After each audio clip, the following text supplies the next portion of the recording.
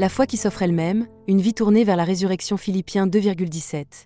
Et même si je dois être répandu comme une libation sur le sacrifice et le service de votre foi, je m'en réjouis et je me réjouis avec vous tous. Le sacrifice de la foi, sens et profondeur. L'expression sacrifice de la foi repose sur le mot grec thusia. Ce terme désigne à la fois la victime offerte et l'acte même du sacrifice, tout comme le mot anglais sacrifice. Dans la Septante, ce mot est souvent utilisé pour traduire mina, offrande, ou zéba, sacrifice, en mettant l'accent principalement sur l'offrande elle-même. Dans le Nouveau Testament, peut désigner les sacrifices juifs, les sacrifices païens, ou encore l'acte sacrificiel en tant que tel. Mais dans un sens symbolique et spirituel, il renvoie surtout à la mort du Christ offert à Dieu et à la vie du chrétien offerte comme sacrifice vivant. Le don, la louange, les bonnes œuvres, le partage et le service. C'est pourquoi, aujourd'hui encore, l'offrande faite dans l'Église peut légitimement être comprise comme une 2. Foi, offrande et service. Une unité inséparable. Dans Philippiens 2,17, l'apôtre Paul relie étroitement le sacrifice, le service et la foi. Cela signifie que seuls les sacrifices et les services qui jaillissent de la foi ont un sens.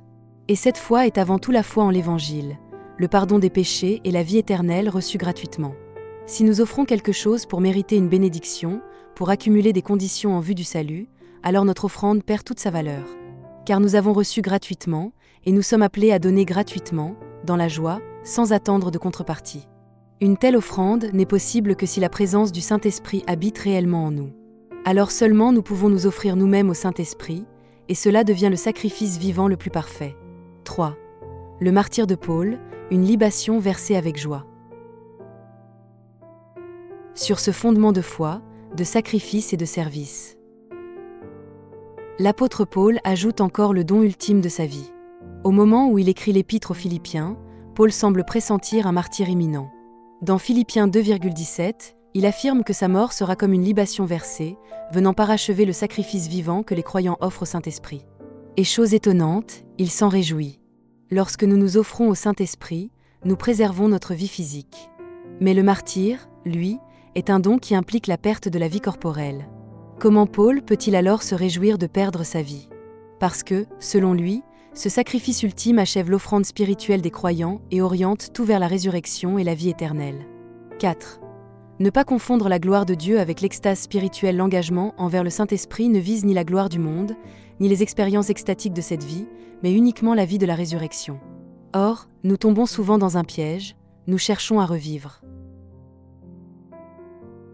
les sensations fortes liées aux expériences spirituelles, au lieu de chercher le Saint-Esprit lui-même. Nous désirons retrouver l'extase, mais nous oublions celui qui l'a donnée.